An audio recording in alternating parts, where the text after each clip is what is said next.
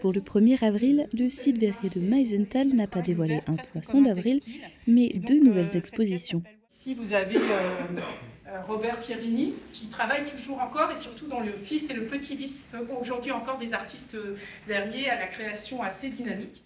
Le musée du verre propose au public une exposition intitulée Studio Glace, un souffle de liberté, jusqu'au 30 décembre 2025. Elle permet de découvrir plus d'une cinquantaine d'œuvres de 22 artistes.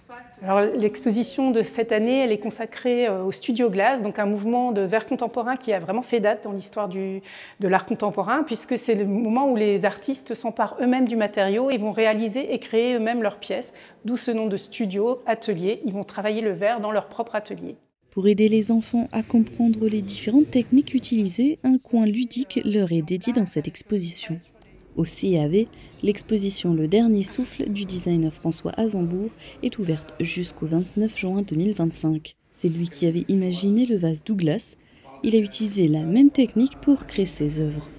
J'ai donc sauvé, récupéré tout un tas de moules qui étaient dans la moulothèque du CIAV.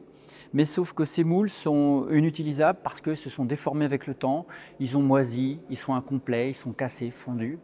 Et donc j'ai récupéré ces moules, il y en a 84, et on a décidé de faire un dernier souffle dans ces moules. Et là, cette fois-ci, ces tirages sont faits non pas en tournant, puisque tous ces moules en bois, normalement, les pièces sont des pièces de révolution et ça tourne, sauf que là, on a soufflé en fixe.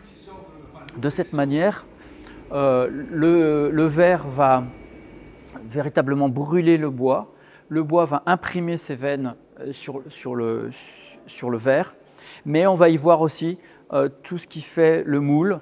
L'utilisation des différents moules est un hommage au métier de verrier.